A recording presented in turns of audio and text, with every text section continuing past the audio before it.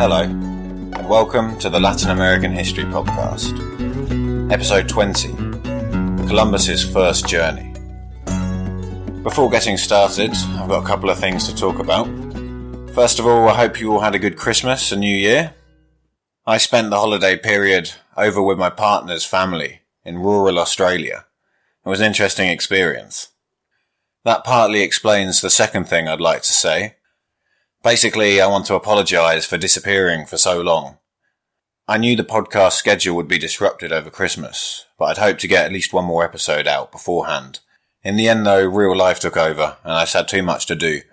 I intended to put out a short announcement just to let people know what was going on, but I didn't even get round to that. The third thing is that despite my absence, the podcast has been growing in the time I've been away. I just want to thank everyone who's listened or supported in any way, especially those of you who have been leaving iTunes reviews. They're really nice to read, they make the whole thing feel worthwhile, and they help the podcast grow, so thank you. Okay, with all that out of the way, let's begin. On the 3rd of August 1492, Christopher Columbus set off from the port of Palos de la Frontera in southern Spain, searching for a western sea route to Asia. After years of trying to find someone to finance his journey, he had finally convinced the king and queen of the newly formed Spain. If he succeeded, he would not only bring great riches to himself and Spain, but he would for the first time provide practical physical proof for the theory that the earth was spherical. He took with him 3 ships, the largest of which, the Santa Maria, he captained himself. The other 2, the Pinta and the Nina, were captained by 2 of the Pinzon brothers, while the 3rd brother also took part in the expedition. The Pinzons were famous seafarers from the town of Palos itself. They had built a reputation for being remarkably talented sailors, and had fought ably in the War of Castilian Succession a couple of decades earlier against Portugal. The Santa Maria was a large vessel, and it was owned by Juan de la Cosa, who accompanied Columbus on the expedition. De la Cosa was another excellent seafarer, cartographer and navigator. He would later draw the first known map of the New World. The other 2 ships were much smaller, and in fact it seems incredible that they made it all the way across the Atlantic. They were designed for sailing on the Mediterranean, not the wide open ocean. Although in good condition, all 3 ships were relatively old, and were not built specially for the journey. Furthermore, the Pinta was pressed into service against its owner's will by the King and Queen of Spain. The Nina, on the other hand, was owned by Juan Nino, who, like the Pinzons, came from a local sailing family. Juan, his brother, and his extended family would accompany Columbus on all his voyages, and their exploits would make their family famous. Columbus's route included stopping over in the Canary Islands. As you'll probably know, these belong to Spain at this point, and they're located just off the coast of Morocco. It was not to be a smooth start, however, and the problems began before they even reached the Canaries. 3 days after setting off, the rudder of the Pinta broke, and Columbus wrote in his journal that it was only the excellent seamanship of Martin Pinzon that allowed them to reach the islands. Pinzon is said to have speculated that this may have been the result of sabotage by the unwilling owner of the ship, perhaps a way of avoiding having to undertake the great voyage. The next day they reached the Canary Islands, and decided to stop at Gomera. Here they discussed what to do with the damaged Pinta, and considered leaving her behind while searching for a new boat. They decided, however, to take the Pinta to the most populated island in the archipelago, Gran Canaria, and here they would get it repaired. While they waited, they witnessed a volcanic eruption on the nearby island of Tenerife. A couple of days later, as they prepared to continue their journey, rumours reached them suggesting that Portuguese ships had been spotted nearby. It was speculated that these may have been attempting to kidnap Columbus in order to stop his explorations taking place. As we learnt over the last few episodes, the Portuguese and the Spanish were locked in a great rivalry over exploration, and the Portuguese king had already turned Columbus down. Perhaps they were having second thoughts. Despite the rumours, the Portuguese ships were never sighted by the expedition itself, however, and they continued on their way once the Pinta was repaired. It took 10 weeks to cross the Atlantic, and during this time not much of note happened. Despite this portion of the voyage being an epic journey into the unknown, there weren't really many specific events that I can relate to you. On Thursday, the 11th of October, land was sighted. Of course, we now know that the Vikings reached North America centuries before Columbus, but ignoring that, it was a man named Rodrigo de Triana who can claim to be the first European to lay eyes on the New World. Triana was aboard the Pinta, which had gone ahead as its smaller size made it faster and more manoeuvrable. It must be noted, however, that the night before, Columbus had claimed to have seen a light in the distance. Thanks to this, he himself claimed to be the first to see land. Being the first came with a lifetime pension offered by the King and Queen, which, when he returned, Columbus received. The truth of his claim is unknown, but I'm sure that Triana was not happy about it. Between them, they had discovered what is today the Bahamas. The exact island that they discovered is debated. There are many small islands in the region, making it difficult to say exactly which one they'd found. Columbus, however, named it San Salvador, the Saviour. The island was inhabited by Taino people, and the journal Columbus wrote describes how they saw naked islanders observing them from the beach. Columbus went ashore, accompanied by the Pinzon brothers, amongst others, bringing along the royal standard with the initials of Ferdinand and Isabella, topped with crowns. He promptly claimed the islands for Spain, while the natives gathered to examine these strange new arrivals. Columbus is said to have given them beads and hats, saying to his crew that they would be better off converting them to Christianity through kindness than force. The natives then accompanied them back to their boats, and brought with them parrots and other things as gifts.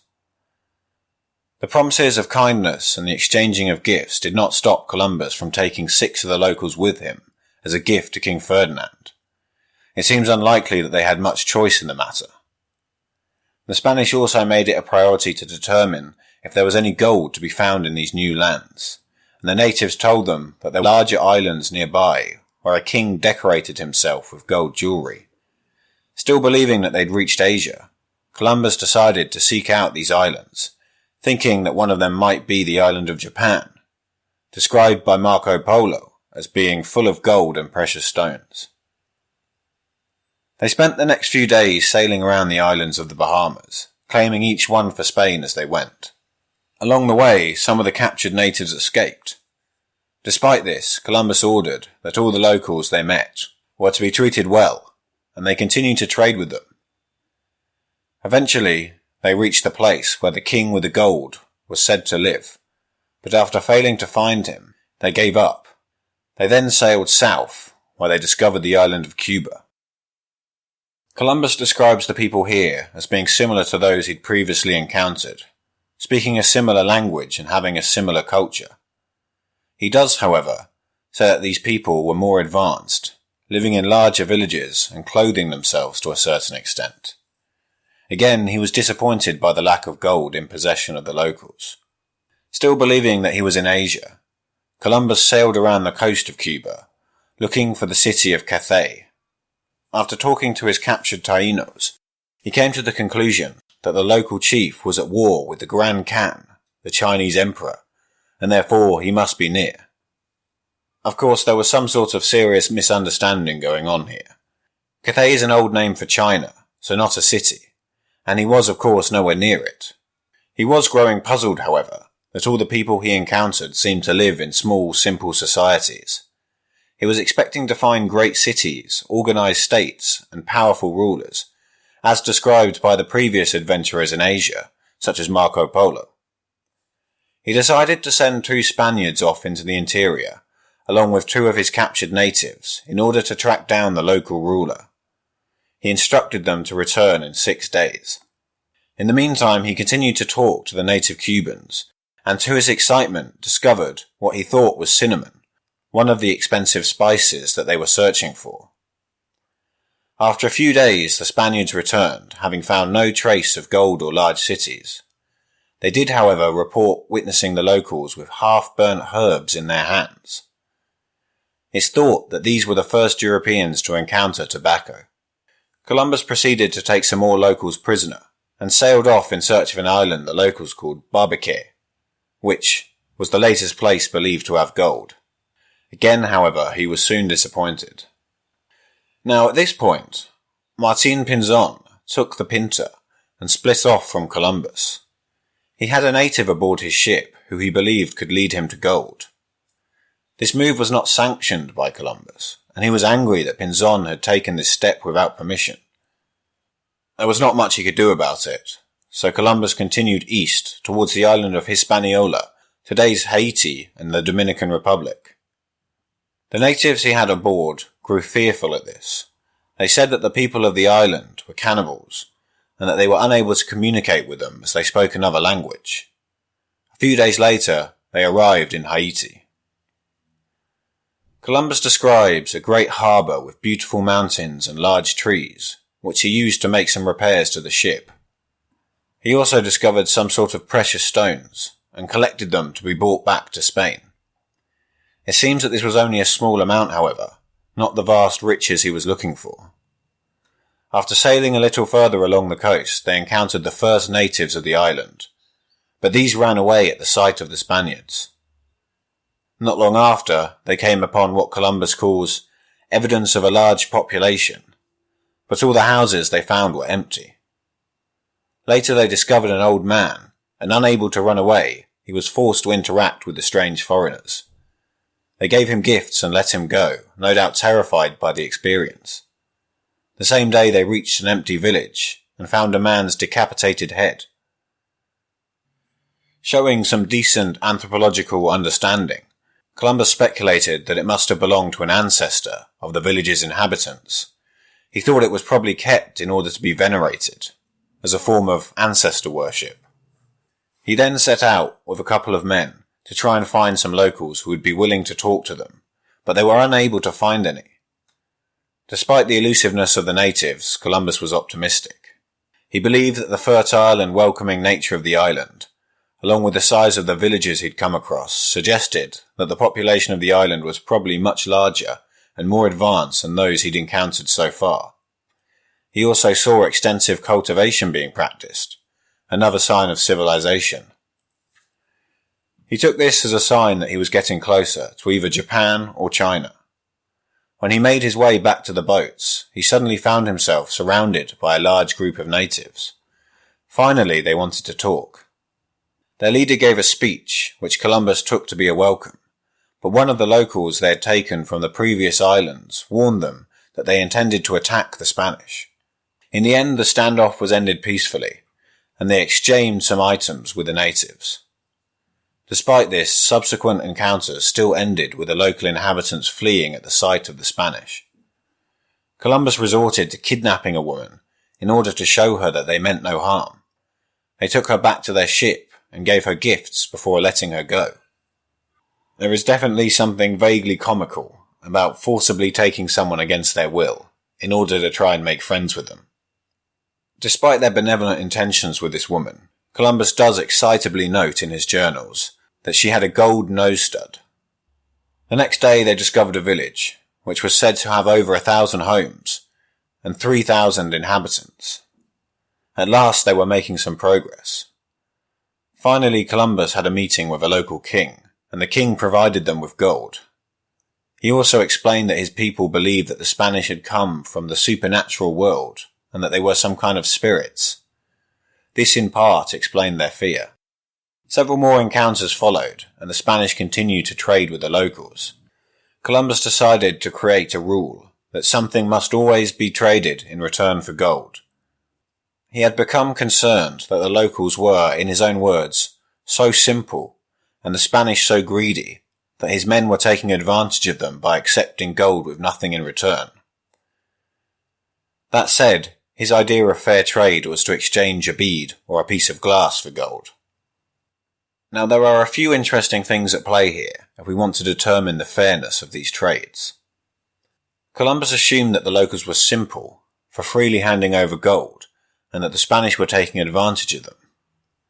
This was certainly true in the minds of the Spanish. They were taking advantage in order to enrich themselves. To the locals, however, this may have been a fair trade. Gold may have been a valuable commodity in the old world, but an object, even gold, only has as much value as humans decide to give it. The native Haitians did not value gold in the same way, and so they did not mind parting with it. The beads which the Spanish gave them in return had little value to them, but to the natives, these were strange, novel, new things which had never been seen before. This made them desirable. It made them valuable. It's conceivable that one of these beads or bits of glass could then be traded with other locals, and having come from these strange new spirit people, they would have probably had great value. As I said, things are only as valuable as people believe they are. Now don't take this as some kind of justification or apology for European actions during the colonial era. As I said, the Spanish believed they were taking advantage, and of course, when they actually conquered everything, they certainly were. We also cannot say for sure how the natives saw these transactions. In bringing this up, however, I just want to make you aware that things are not always as simple as they seem. Even the concept of fair trade, taking advantage and ripping people off, will vary between cultures. Over the next few days, all the local chiefs came to visit Columbus, and he determined that there may have been large amounts of gold in the interior of the island. One local man said that some of this gold could be found at a place called Cibao. Still convinced that they were in Asia, and as the name by which they knew Japan was Cipango, Columbus decided that these must be one and the same, that Japan was not only nearby, but a place where gold could be found. They continued following the north coast of the island eastward, until disaster struck. It was Christmas Day, and Columbus decided to take a rest in his cabin. The sailor assigned to steer the Santa Maria, perhaps feeling relaxed thanks to the holiday, decided to take a sleep as well. This was explicitly against the rules that Columbus had set, and a young boy was left to manage the tiller. The inexperienced youth was unable to manage the ship, and they crashed into a reef. It soon became clear that the ship was wrecked. One of the local caciques, who they had met earlier, came to their aid, and with his canoes he ferried all of the Spaniards stuffed ashore. Columbus remarked that not a needle went missing, and that this reflected on the good and gentle nature of the Taínos. They would, he believed, make excellent subjects of the Spanish king and queen, and should be easily converted to Christianity. Columbus spent the next few days with the cacique, and established good relations with him. Columbus showed him how to use a crossbow, which the cacique was impressed by. The cacique then told Columbus of how the fierce Caribs threatened his people. As thanks for their help with the ship, Columbus promised that the Spanish monarchy would come to their aid against the Caribs, and then demonstrated the shooting of a cannon. This terrified the Taínos, and they brought Columbus more gold. Of course, this pleased him, and he decided that the shipwreck must have been a sign from God. It had resulted in more gold, better relations with the local, and had happened on Christmas Day. What clearer sign could there be than that? God must have willed it. He decided to found a settlement there and then, the first colony in the Americas. He called it La Navidad. In English this translates to Nativity, or Christmas, because the shipwreck happened on Christmas Day. There he ordered the building of a fort, complete with tower. Not that he thought that these fortifications would be too needed. He didn't think that the settlement would face much threat from the locals. He believed that he could easily conquer the whole island with only the men he had with him. Part of his reasoning, however, was that building these fortifications would impress the locals and make them more likely to obey the will of the Spanish. He left behind 39 people in his new settlement and told them that he would return with more people and provisions on his next expedition. Now I'm sure that Columbus was sincere in his belief that God had put them there in order to found a settlement, but it is convenient that this was God's will, considering that there was now one less ship, the largest one no less, to take people back across the Atlantic. Leaving people there solved the problem of overcrowding. It also forced the Spanish monarchy to sanction another voyage, as he had to return to look after his settlement. Having decided to found this colony, Columbus's attention started to turn back to Spain. He wanted to get back and report his findings to the king and queen, and being down to just one boat, the Pinta not having yet returned, he thought that further exploration with one ship might be dangerous. Having heard no news about the Pinta, he set off towards home, and as luck would have it, ran into the other ship a few days later. Pinzon and his crew had explored some islands to the north of Haiti, but apart from a modest amount of gold, they had not found much of interest to report. Columbus was not impressed. Out here, far from home, there was not much he could do, however, so he let the insubordination go more or less unpunished.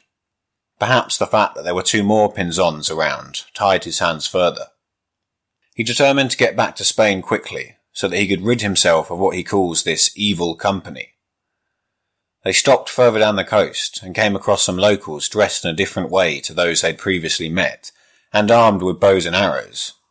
Columbus speculates that these may have been the fearsome Caribs, which he'd been told about. We were unsure as to whether they really were Caribs, or if they were just another group of Tainos. After talking and trading, something happened, and the interaction turned into a fight. The islanders came off worse, with a couple being injured, while the Spanish were unharmed.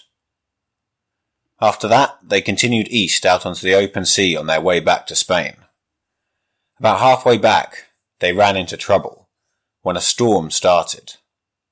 The weather was so bad that Columbus grew convinced that they would not survive.